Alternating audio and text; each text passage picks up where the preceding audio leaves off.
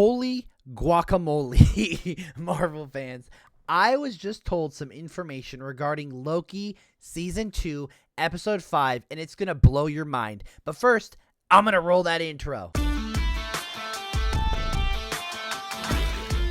So we need to talk about Episode 5, which essentially is next week. At the end of Episode 4, we were left at that huge cliffhanger with the time loop exploding, not knowing what's happening, with it kind of shaping what kind of looked like a black hole, which was really cool. It also gave us Victor Timely, who really wasn't a bad guy. I'll take that scoop. Marvel Studios spoilers, like I told you. I also said He Who Remains would reappear, which we got a scene right there where he told everybody with Miss Minutes to erase all their memories, and he told, once Ravonna left, it literally played it all over again, like, you are a Marvel, and how He Who Remains needed to be alone, whether or not he needed to forget her, keep her away so she wouldn't be in danger, or whatnot, but the man had a plan. It also then showed, like, the tie-back-ins, like, once I said, Loki prunes Loki. I will take that credit once again. And, then we saw on the phone was Ouroboros talking to Loki. There was so much going on in this episode. It was such an amazing episode. I'm going to give it a 12 out of 10. But with Episode 5, I was given some information. And whether or not this is true, let's get into it. So first off, if you remember the TV spots and the trailers, which I'll leave right up here for you guys to see, we were shown B-15 in a lab coat. Well, what if I told you that this next episode is going to be people going back into the sacred timeline, and it's going to be showing us who they were before they were taken from their sacred timeline and before their memories were erased. Whether or not they were variants or they were the original on that line, all I'm saying is they're either a branch from the sacred timeline or they're the specific sacred timeline.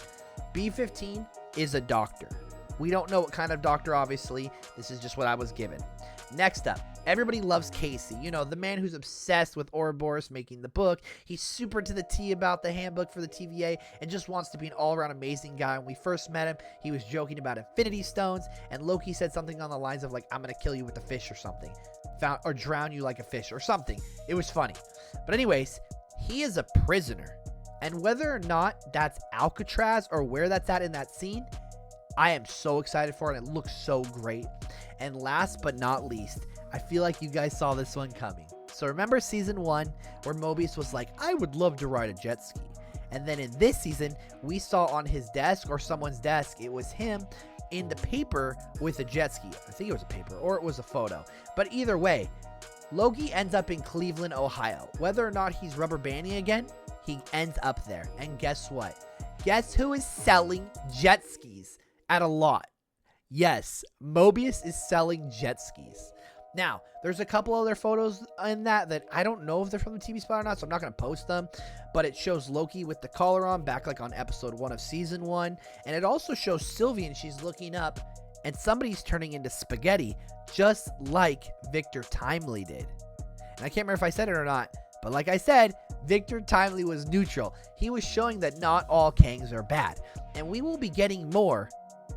Possibly more Timely. I don't know if it's Timely or He Who Remains, but we're getting more of them in the next couple episodes. Stay tuned for that also. I've been given so much information, and like I always say, take it with a grain of salt. But the ones that I did get right, I'm going to claim those Marvel Studios spoilers, and I hope you put those down on that scooper list.